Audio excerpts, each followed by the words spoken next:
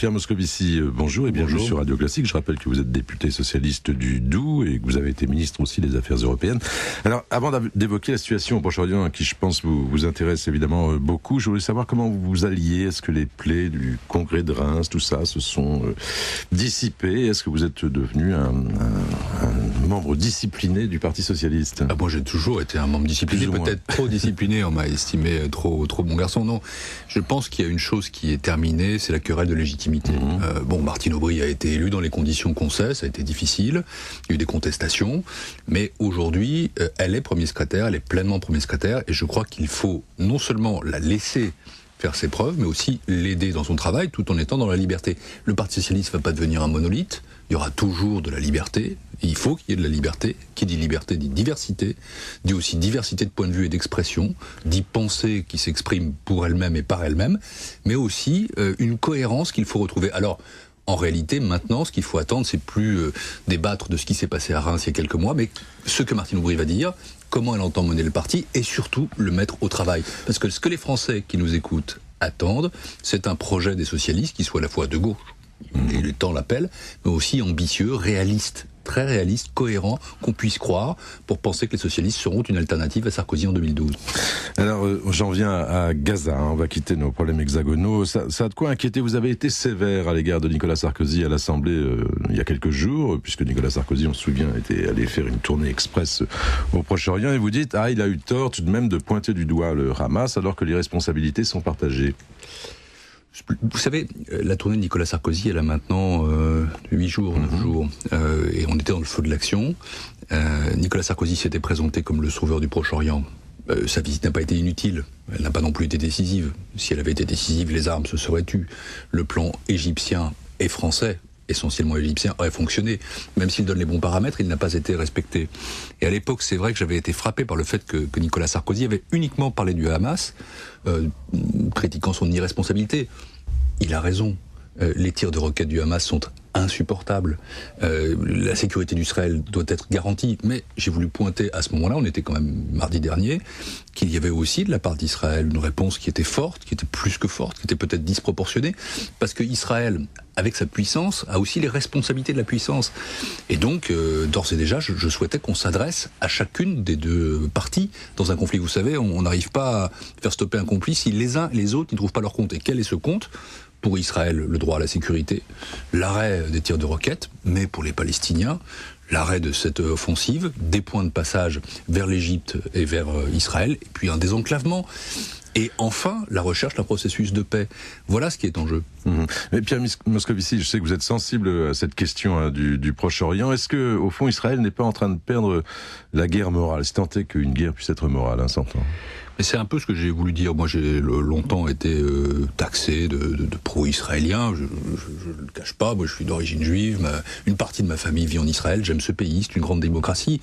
Mais une grande démocratie, justement, doit exercer sa responsabilité peut-être encore plus que les autres.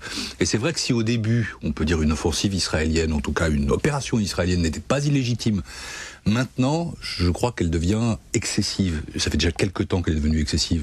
Il faut que les combats s'arrêtent.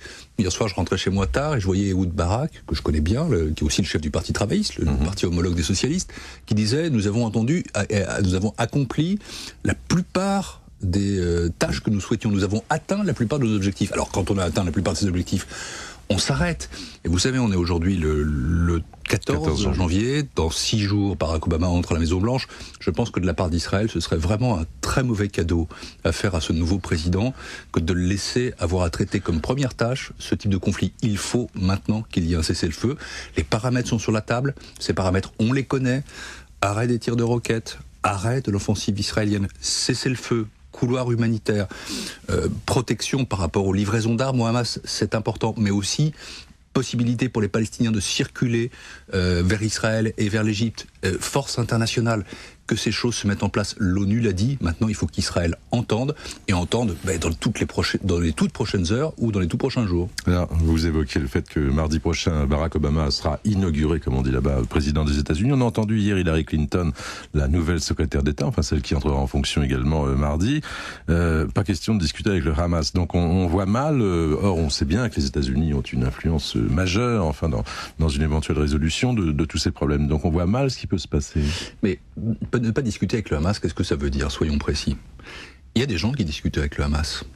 En Égypte, il y a des conversations qui sont menées par le chef, je crois, des services secrets, qui s'appelle le général Sleiman, avec le Hamas. Et dans le même temps, les Égyptiens parlent à Israël. Donc ils ne se parlent pas directement, mais ils se parlent indirectement. Il faut bien qu'il y ait des gens qui parlent au Hamas.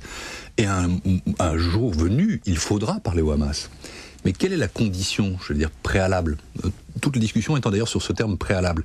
C'est que le Hamas soit un mouvement qui accepte de renoncer au terrorisme, qui reconnaisse l'État d'Israël et qui reconnaisse aussi les accords qui existent, Oslo et les autres. Au fond, que le Hamas fasse ce qu'avait fait le Fatah de Yasser Arafat en 1999 à Paris, quand il était venu, je crois que c'était à l'hôtel Crillon, et qu'il avait dit la charte de l'OLP qui demandait la destruction d'Israël est caduque. Le jour où ce sera fait, je crois que c'est terminé. Et moi j'ai été frappé, je ne sais pas si vous l'avez lu, il y a quelques jours, le 26 décembre je crois, Marc Alter avait rencontré M. Meshal, qui est le chef politique du Hamas. Il lui a dit, nous sommes prêts à discuter avec Israël sur la base des frontières de juin 67. Et puis le lendemain il disait l'intifada. Il faut choisir. Je pense qu'en réalité, on s'approche du moment où pour le Hamas, la prise de conscience qu'il faut passer à un processus politique est indispensable. Et de ce point de vue-là, l'opération israélienne n'aurait peut-être pas été inutile. Si le Hamas est suffisamment affaibli, s'il est suffisamment affaibli militairement, s'il est suffisamment conscient politiquement, si Israël de son côté se rend compte de la réprobation internationale, si le cessez-le-feu s'installe, alors je pense qu'on peut espérer un dialogue paradoxalement. Alors à propos d'espoir, je continue sur nos affaires américaines. Hillary Clinton hier parlait de smart power, enfin de puissance intelligente. C'est plutôt une bonne nouvelle, ça, pour les histoires du monde, si la présidence des États-Unis en vient à un concept qui n'est pas unilatéraliste, comme on dit. Pour parler comme Hillary Clinton, je trouve que son discours était assez smart, assez intelligent, parce qu'au fond, quel était le problème de George Bush? Il a fait des erreurs dramatiques. La première étant cette guerre en Irak qui n'avait aucune justification ni formelle ni juridique. Au fond, il n'y avait pas de légitimité dans ce conflit. Il n'y avait pas d'armes de destruction massive, il y a eu des mensonges. Bref, et tout ça a précipité cette présidence dans l'impopularité et on a fait une sorte de honte historique. Je crois que George Bush restera comme le plus mauvais président américain. Un des plus mauvais en tout cas. On en revient à ce qui se passe en France, enfin partout d'ailleurs, mais à propos de la crise économique. L'Assemblée hier a adopté le plan de relance du gouvernement. Vous, pas d'accord, vous présenterez votre propre, le plan du Parti Socialiste. Ce que nous allons proposer, ce sera un plan plus massif et ce sera un plan plus équilibré entre investissement et consommation, mettant aussi l'accent sur le pouvoir d'achat. C'est important. Je vais prendre deux exemples. Moi, j'étais favorable à un chèque. 1000 euros. Chèque crise de 1000 euros pour chaque foyer. Ça fait combien de sous tout ça, monsieur Moscovici? Écoutez, je pense qu'on peut tenir, il faut tenir dans une enveloppe qui est de l'ordre de 1,5 à 2% du PIB. 1,5%, c'est ce qu'a dit l'Union européenne. 2%, c'est ce que dit le Fonds monétaire international, qui n'est pas pourtant réputé pour être grand dépensier. Le plan français est à 0,4%. Ça veut dire qu'en réalité, si on avait un plan de 40 milliards d'euros, 30 à 40 milliards d'euros réels, nous serions dans les clous de ce qui est jugé nécessaire, y compris par les grandes organisations internationales qu'on a tant critiquées.